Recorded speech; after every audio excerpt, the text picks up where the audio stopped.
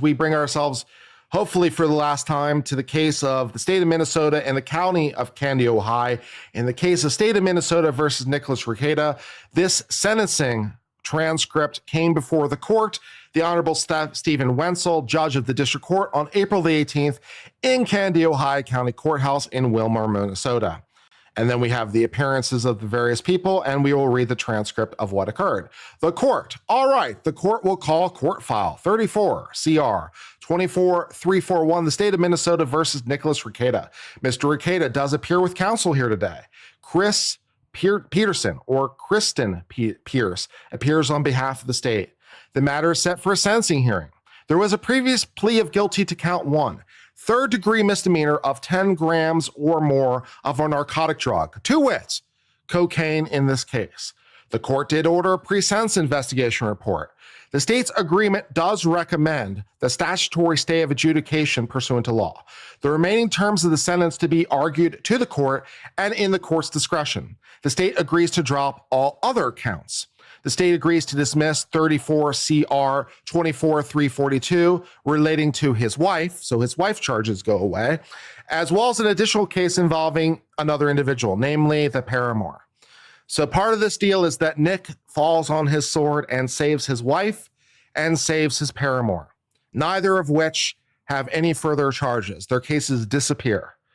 So he is accepting responsibility, which I suppose is a very nice thing for him to do. So we'll give him credit for that, and that's what's happening. I don't have the other case in front of me, the defendant. It's 478, I think. What is it? The defendant, I think it's 478. Ms. Pierce, do you have that other file just so there's a clear record? Ms. Pierce, there is, Your Honor, I believe 2 court files, 34 CR 247 or 24 487 and 34 CR 24 342. The court, all right, have those been dismissed to date? Ms. Pierce, they have not, but I intend to file the dismissals after today's hearing. So after the sentencing is complete, the dismissals will be entered relating to his wife's and paramour's case. The court, all right, again. Francis Wright appears with Mr. Rekieta today. First, any errors and omissions with regard to the PSI you observed or updates, Ms. Pierce? No, Your Honor. Mr. White, Your Honor, we only have the objection to the recommended term of incarceration and then the duration of the probation as outlined in our sentencing memorandum. The court, all right, and we'll get to that argument in a minute. I'd ask that you just remain seated during your argument. Mr. White, okay. The court, we're recording and it helps to keep close to the microphone. Before we commence, as well, there's been a request received. It was yesterday, filed at 2:39 p.m., pursuant to Minnesota law, requesting to tape today's proceeding, or I should say record today's proceedings. Generally, a sufficient notice is provided. The court will allow that at sentencing. However, under the relevant statute, it's quite clear that the 7 days before commencement of the hearing or trial, there has to be written notice. So the written notice was not provided on a timely basis. So based on the untimely notice, the court is going to deny the request. So no video or audio recording of this, just the transcript. Any further discussion with regard to that? Ms. Pierce? No, Your Honor. Mr. White? Only, Your Honor, the fact that I was not made aware of that, nor served with that, the request by the attorney that made the motion. All right, and that's one of the requirements or need for notice. So both parties have noted of that, as well as to file any objections they may have. Also to notice the media coordinator and discuss those guidelines and information as set forth in rule. So the court is going to deny the request. Fair enough. All right, Ms. Pierce, your argument with regards to sentencing. Ms. Pierce, Your Honor, I've reviewed the pre-sentencing investigation. The relevant statute mandates a stay of adjudication in this type of case where there is a possession of third degree. I don't think it mandates it. I think it allows for it. So I think she misspeaks there, but I could look it up again. It mandates a stay of adjudication in this type of case when it's a possession, third degree possession charge with no prior felony drug conviction. Maybe she means that, yeah, I think it's still discretionary the way it's written, but I'd have to double check. We're asking for the probationary period to be up to 5 years of probation. The maximum term for probation is up to the maximum sentence for the charge. The maximum sentence for this is 5 years, which in this case is 5 years, and so that's why we're asking for 5 years. If he's compliant with the probation, he can be discharged. So the maximum sentence for third degree is 5 years, as opposed to the 20 years he was facing for second degree. So that was part of the deal. He got it knocked down a degree. So he was facing 20 years. And also, incidentally, second degree cannot be deferred. First and second degree cannot be deferred. Third and lesser degrees can be deferred. So part of the option here was, first of all, a lesser possible sentence. Second of all, the option to defer. But she still wants probation to the max. The maximum possible sentence is 5 years. Probation can be the max. So I want the max. I want all 5 years. That's a lot. She's asking for a lot. The request for community service is requested in lieu of fine. The sanction is intended to provide pro-social sober activity in the community rather than just a momentary monetary fine. And as far as jail time, Your Honor, it wasn't included in the formal plea petition, but it was part of our plea negotiations. And I believe that they did rely on the fact that the state would not be requesting any additional jail time in order. And so the state is, what I'm requesting, Your Honor, is that the court would impose 2 days of executed jail time with 2 days of credit. So the prosecutor says, well, we think our plea, although it wasn't stated as part of the agreement, which it wasn't, we think that our plea included no jail time. So since he's already served 2 days previously when he was arrested, how about a sentence of 2 days and therefore he gets credit for time served? So that's what the prosecutor's asking for. She's asking for no additional jail time because she thinks it's part of the plea. Okay. In a drug possession case, it's common to agree to no additionally executed jail time where there's been no pretrial release of violations in this case. If the court deems additional jail time is warranted, we'd ask that you would impose it as part of a deferrable segment that would require a report date down the road, and if compliant with probation can be deferrable and not need to be served. Other than that, the state joins in the request recommended as recommendations. So the sentence would be part of the conviction, which isn't happening at this time. So if you do impose a sentence, we would suggest that it only happen if he messes up. We don't think it should be served right away. Okay, fair enough. Other than that, the state joins in the request recommendations as outlined in the pre-sentencing investigation, Your Honor. The court. So with regard to, just so the record is clear, with regard to that jail segment, although it wasn't on the petition or mentioned on the record, that was the state's recommendation and discussion with counsel that you'd be recommending. Correct. So the state is doing the honorable thing, right? It wasn't previously mentioned in court.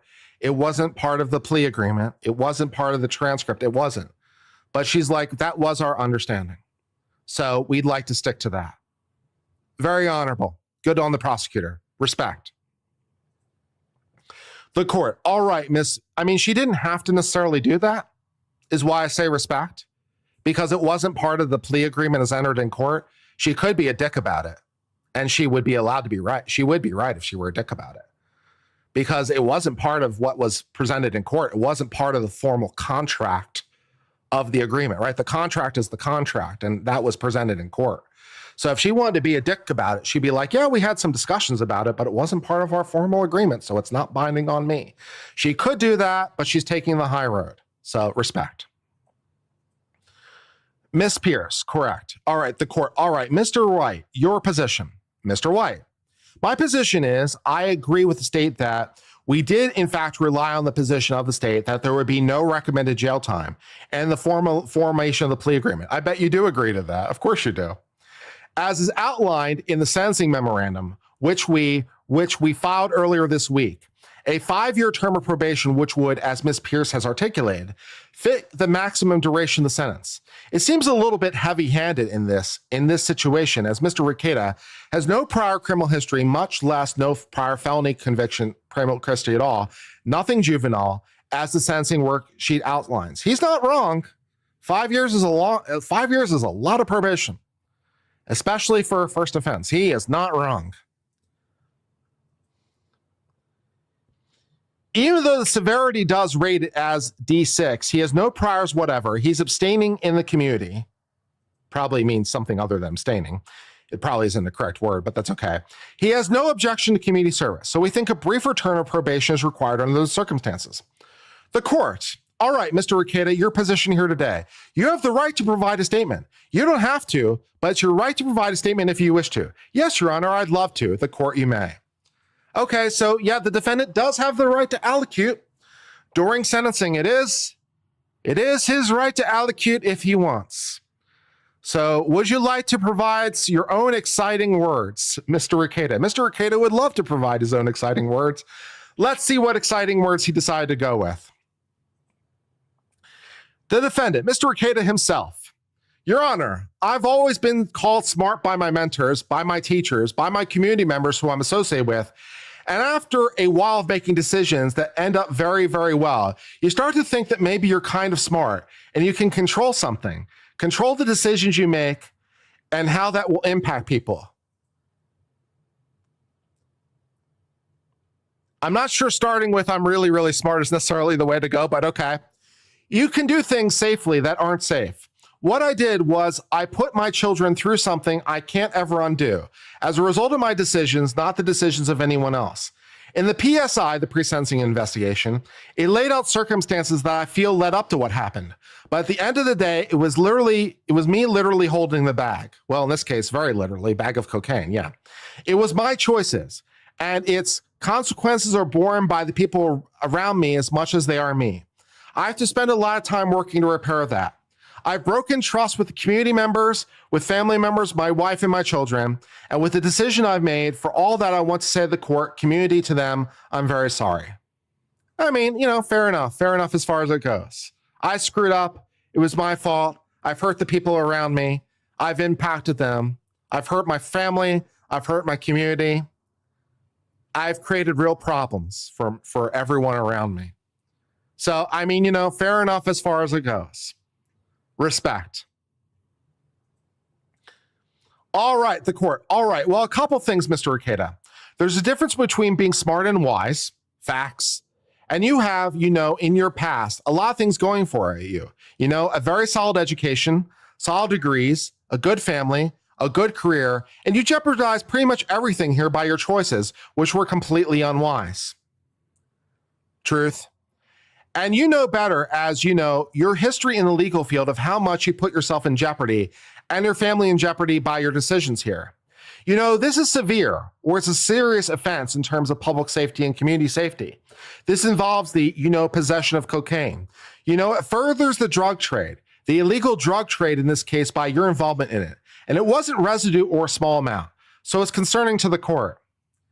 Yeah, I mean, he might have been pleading to 10 ounces or more, but of course, the number he had is a bit more than 10.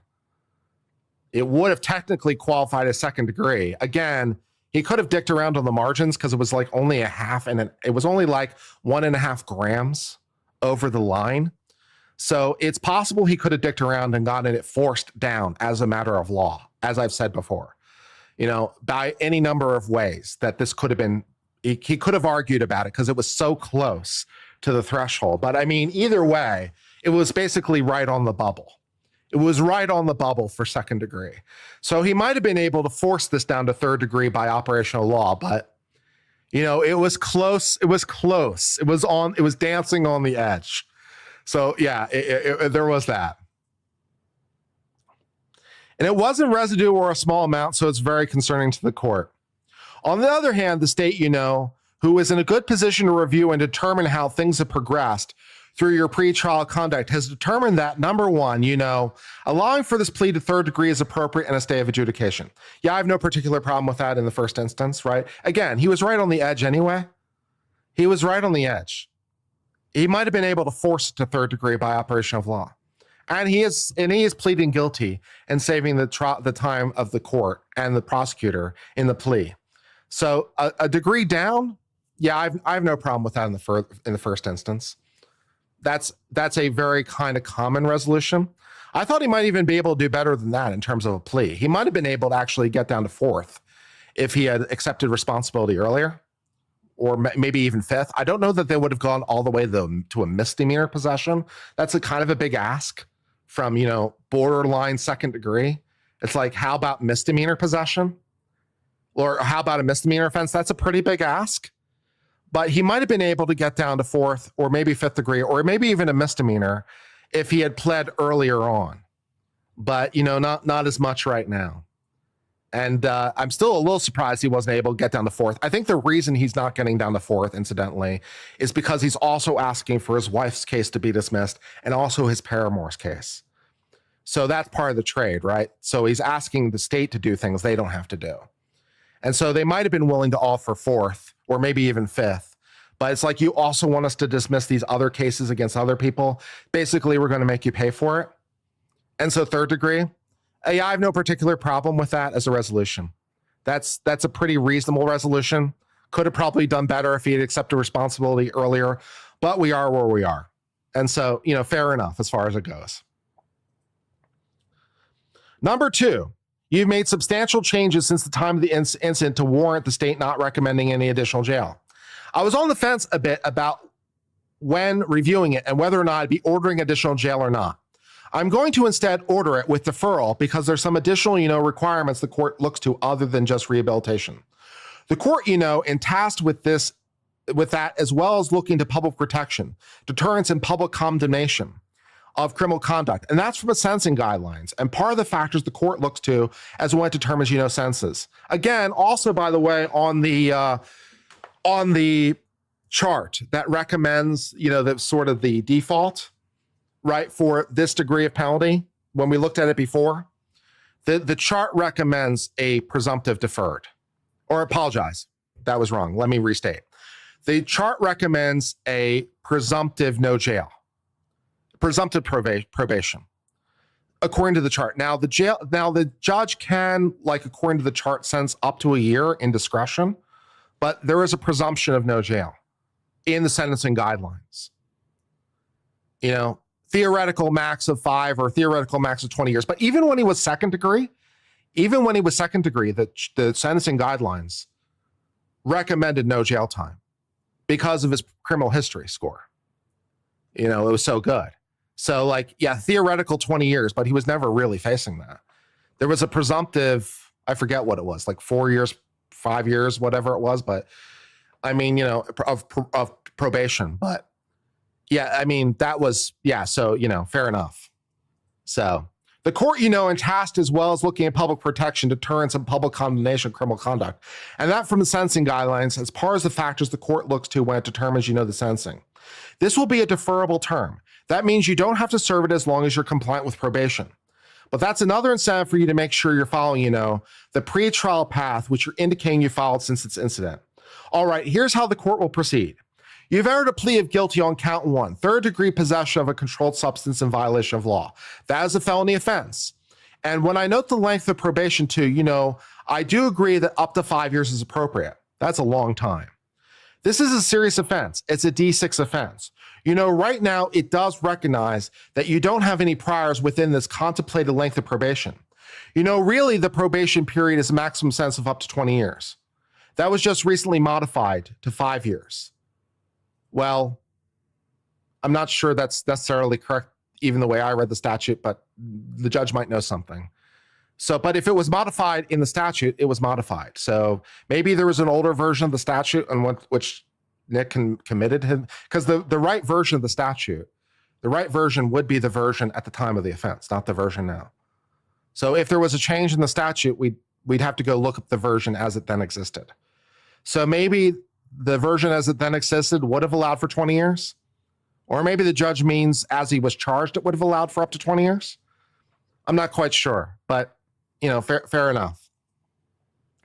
Although there's not a clear case that discusses whether stays of adjudication would apply, which discusses stays of execution or imposition, I do believe it's appropriate to follow through what the underlying principles of the statute are and to limit any probation to up to 5 years of time.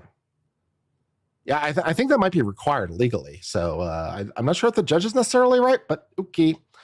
All right, so the maximum penalty is 20 years. It would have been for the previous offense. I'm not sure that's true for the offense he's convicted of. I think the judge might be making a mistake. The maximum penalty is 20 years, $250,000 fine or both. That's a severity level D6 offense. You have a criminal history score of 0. Presumptive guidelines call for a state commitment of 21 months. That sounds vaguely correct. At this time, the court will not enter a conviction. So there is no conviction. He has not been convicted. He is not a convicted felon. It's deferred. Instead, the state will or the court will stay adjudication and place you under probation for a period of 5 years. That is a long time, man. That is a long time. Under the following conditions, here are the conditions you have to agree that you have to do. Number 1, that you serve 30 days in jail, credit for due days served. You're to commence the remaining 28 days on August 1st, 2025, which can be deferred as long as you're complying with probation. You're ordered to complete 80 hours of community work service. You're ordered to follow recommendations of your discharge from Divine Hope Counseling, dated September 11th, 2024. And then the kicker, you're to have no use or possession of alcohol. Yeah, you're to have no use or possession of alcohol for 5 years. Or mood-altering chemicals except as prescribed, and to submit to random drug and alcohol testing as directed. 5 years, man. 5 years of sobriety. That's a lot, man. That's a lot. You can't use or possess alcohol or drugs for 5 years. That's rough, man. That's a rough go. I'm going to indicate that probation should be obtained a baseline as early as possible. You've been on pretrial release, so I want a baseline test so there's no, argument or indication that, you may have tested positive for something, that occurred prior to sentencing today. So I want a baseline so that we can see any differences from the baseline in the future. Nice thinking. The defendant, yes, Your Honor. Ms. Pierce, can you reach out to probation just to indicate when that would be available? You should contact probation after the proceedings here today, and they'll instruct you on that. If they instruct you to test today, you need to test today. The defendant, yes, Your Honor. The court, all right. You're ordered to cooperate with the cognitive skills program as directed by probation. Remain law-abiding. Sign and apply with the probation agreement and meet with probation as directed. So you have to meet with your parole officer from time to time. And they get to call you. They can bring you in for a meeting. It's a pain in the ass, man. It can be a real pain in the ass, particularly based on your parole officer. It can be a huge pain in the ass. You must obtain permission from probation for leaving the state. So for 5 years, if he wants to travel, he has to ask. If he wants to leave the state, he has to ask. Yeah. You have to follow all general conditions, including following all state and federal criminal laws, contacting probation when directed. You must inform probation within 72 hours if you've had contact with law enforcement, have been charged with a new crime, or if you change your address, employment, or telephone number. You're to cooperate with a search of your, this is also a bitch, you're to cooperate with a search of your person, residence, vehicle, workplace, property, and things as directed by probation. Warrantless searches for 5 years. If probation wants to search you, your home, your car, your workplace, if they want to order you to do a drug test, if they want to order you to do a hair or blood test, if they want to search your house, if they want to search your car, you have to say, yes, please. Yes, please. I'd like you to search my house and car. You have to say yes. Yes, please, I'd really like you to do that. Wow, geez. Yes, I'd really like you to test my urine and blood and my saliva and my hair. Yes, I'd really like you to go around in my house and look around. That sounds great. Please do those things, nice parole officer. You have to say yes. You have to say yes for 5 years, man. And they can just show up at your door. Depending on the rules, right? They can just show up at your door. They don't necessarily have to tell you. They can just knock, knock. I'm here to search your house. Boy, oh boy, I'd really like you to search my house right now. That sounds like fun. Let's do a search. If your parole officer wants to be a dick, they can make you be a dick, man. They can be a dick, man. It can be a bitch. How would you like to come in right now to my office? How would you like to come in and meet me at my office? How does meeting you at your house sound? Does that sound good? Boy, oh boy, it sounds great to me. Either way, your place, my place, all the places. Woof. It can be a rough go, man. Candy, Ohio County Correction Center, the use assessor, and all their treatment and service providers are authorized to release and exchange information as they deem necessary. So corrections can share information, and the assessor can share information. Any treatment and service provider, yeah, HIPAA? HIPAA? Poof, it just disappeared. Boy, oh boy, I'd really like you to share my medical information with parole officers. That'd be nice, please. Please, any of these treatment or service centers, please, patient privacy. Yeah, I'd really like you to share my records. That'd be great. Please share my records with the nice parole officer. Woof. Can be rough, man. Any questions with regard to the court sentence? No, Your Honor. Mr. Wright? No, Your Honor. Now, I should bear out, by the way, that just because there are still rules here for probation, right? They can't quite do anything at any time. It's not quite that flexible, but it can be pretty close. So, are there still rules for probation? Yes, there are still rules, but not much, man.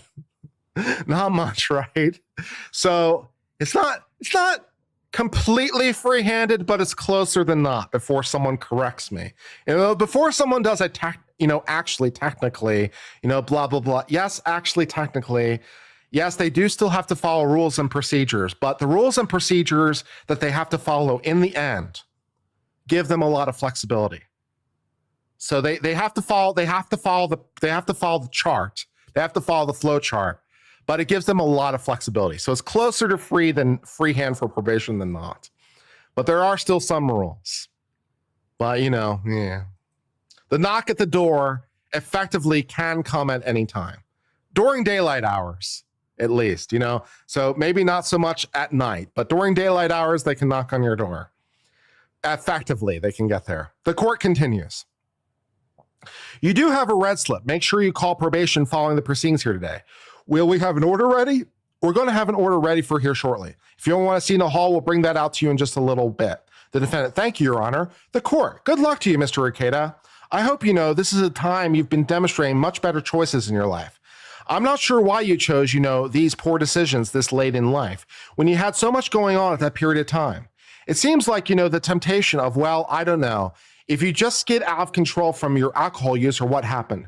But you need to be mindful of that and, make better choices for your future so you can, preserve not only your chemical health, but also prevent any future jail time to yourself, okay? The defendant, yes, Your Honor. The court, all right, thank you. That will conclude the hearing. The defendant, thank you. The court, I should note the remaining matters will be discussed. I apologize. I should note the remaining matters will be dismissed upon filing by the state. The state, that's right. And the state also moves to dismiss the remaining charges with respect to Mr. Rekieta. All right, so granted, end of record. So he's only convicted of the drug possession count, the count with relating to possession of firearms or ammo is dismissed. The count relating to child endangerment is dismissed. All counts with respect to Kayla are dismissed. All counts with respect to the paramour are dismissed. So that is the only resolution relating to these trio of cases, bringing us hopefully to the end of the saga, if fate is kind. And Nick, if you're out there, I really hope that, you're able to fix the problems that you had in the past. And I hope that you're able to both solve the underlying issues, whatever they were, and also solve the drug problems and alcohol use issues. And I speak to someone who has drank too much in the past. I've never used illegal drugs, but I've definitely drank way too much in the past. So I hope that you're able to fix whatever the underlying problems were, if there were underlying problems. I hope you're able to do that, and also hope you're able to keep yourself clean. I hope you're able to do that for your own sake, as well as, of course, your family's sake. So that you can get past this and get through it and come out the other side, as a better person. So I really hope that you'll be able to make it. I really hope that you can overcome your problems, whatever they are, address whatever underlying issues there are, and also keep sober. Those aren't quite the same thing. I hope you're able to do both. I wish you the best going forward. I hope you're able to pull this through. The Nick I knew a couple years ago when I visited his house was someone that I at the time considered myself a friend of. And I hope maybe someday in the future I can meet that person again. That would be nice. I hope someday in the future I can meet that person again. You know, I really hope it will come together for you. I really do. So I wish you the absolute best.